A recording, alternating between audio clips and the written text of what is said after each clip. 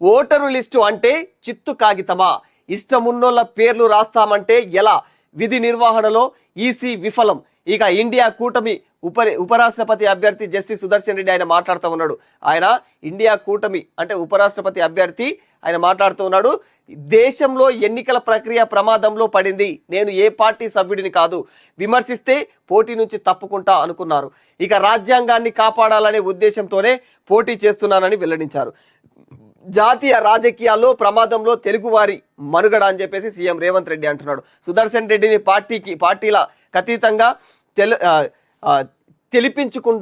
గెలిపించుకుందాం.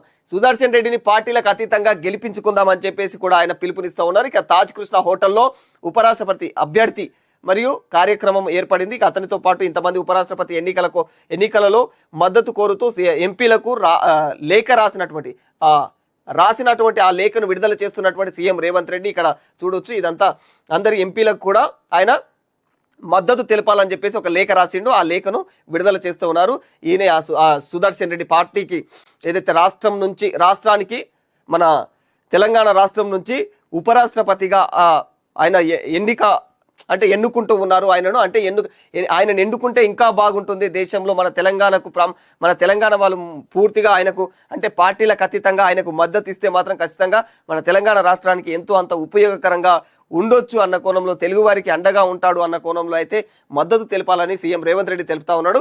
ఇక ఇదంతా తెలంగాణను ఉద్దేశించి, తెలంగాణ అభివృద్ధిని ఉద్దేశించి ఇప్పటి వరకు నాయకులందరూ కూడా ఆ విధంగా పనిచేస్తే ఖచ్చితంగా ఏనాడో అభివృద్ధి చెందేవి రాష్ట్రాలు కూడా ఖచ్చితంగా అలా చేయరు. కాబట్టి పార్టీలనే కన్సిడర్ చేసుకొని వీళ్ళు ఖచ్చితంగా ప్రతి నాయకులు ఆ విధంగా బిహేవ్ చేస్తారు. కాబట్టి సరే, మీ మేరకు మీరు పిలుపునిస్తా ఉన్నారు. ఇది వ్యవహారం అన్నమాట.